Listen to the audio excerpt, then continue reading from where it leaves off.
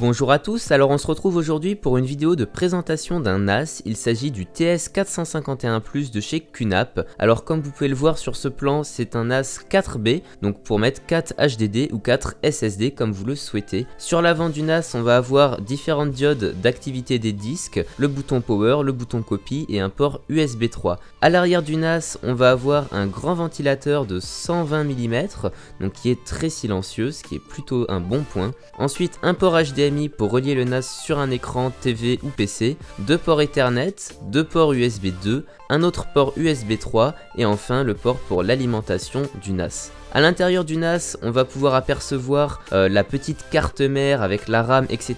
qu'on va d'ailleurs pouvoir upgrader. Et à l'arrière, le ventilateur avec tous les connecteurs SATA pour les HDD ou SSD.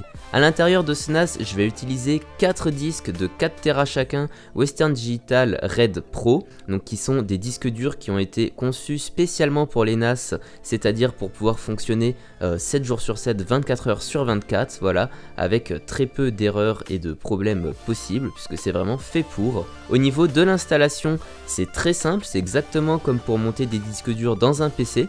Vous avez les petits paniers du NAS, il vous suffit de mettre le disque dur ou le SSD à l'intérieur, de visser les 4 vis et ensuite d'insérer ces différents paniers dans le NAS. Voilà, je vous ai fait un petit plan vidéo en accéléré. Une fois que vous avez vissé les disques dans les paniers, vous insérez les paniers. C'est tout ce qu'il y a de plus simple, franchement il n'y a pas de souci à ce niveau là, ça va vous prendre 10 minutes maximum le temps de trouver un tournevis. Une fois que le NAS est installé, eh bien ça donne cela, voilà le NAS qui fonctionne, les différentes lettres qui s'affichent. Ici un petit plan donc sur mon installation dans mon salon, donc avec ma télé qui est branché sur le NAS. Voilà, donc vous pouvez voir toutes les applications qui sont disponibles avec ce NAS. Si vous n'avez pas une télé connectée, ça peut vous permettre d'accéder à pas mal de fonctionnalités. Vous voyez Chrome, Facebook, etc. Évidemment l'accès aux fichiers du NAS. Ensuite, depuis votre PC, vous allez avoir une plateforme qui ressemble à celle-ci, enfin qui est même celle-ci. Donc voilà, vous allez juste à vous connecter pour accéder au NAS et ensuite vous tombez sur cette plateforme là. Voilà, un petit bureau avec des icônes que vous pouvez mettre exactement comme vous voulez. Donc c'est bien évidemment personnalisable à souhait, vous avez plusieurs pages d'applications, vous avez même un store d'applications, c'est extrêmement complet.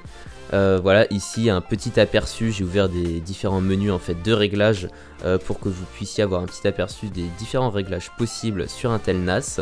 Ici, c'est toutes les applis qui sont disponibles sur mobile, donc téléphone ou tablette, qui vous permettent de synchroniser par exemple vos photos de votre mobile ou de votre tablette, de regarder des films en direct depuis le NAS et bien d'autres choses, donc c'est extrêmement pratique.